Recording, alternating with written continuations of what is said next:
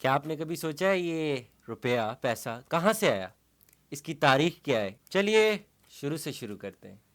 روپے روپے سستا ہو گیا ہے اوپن مارکیٹ۔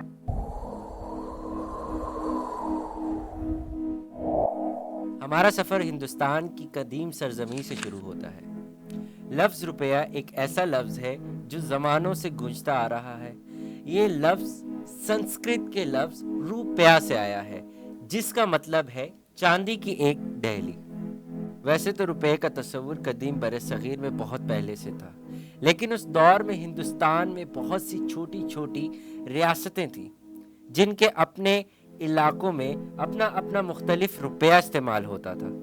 لیکن پھر 4 صدی عیسوی میں گپتا سلطنت، جو کہ آلموسٹ پورے بھارت اور موجودہ پاکستان کے بے شمار علاقوں پر راج کرتا تھا، انہوں نے ایک ہی طرح کے سکے جن پر روپے کی مہر لگی ہوتی تھی، ان سکوں کو سرکاری سطح پر متعارف کروایا۔ کیونکہ یہ پورے بھارت پر راج کرتے تھے، اس لیے چھوٹی ریاستوں کے سکے بند ہو گئے اور یہ مہر والے سکے پورے بر صغیر میں روپے کے نام سے عام ہو گیا۔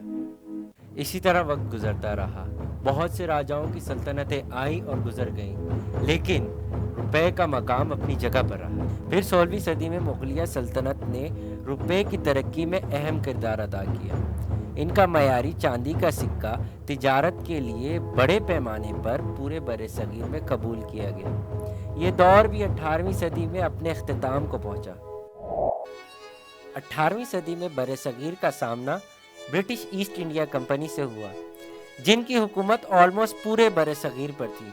ان کے دور میں روپیہ بہت سی تبدیلیوں سے گزرا اور برٹش حکومت کے انڈر پہلی دفعہ ہندوستان میں کاغذی روپیہ تجارت کے لیے استعمال کیا جانے لگا۔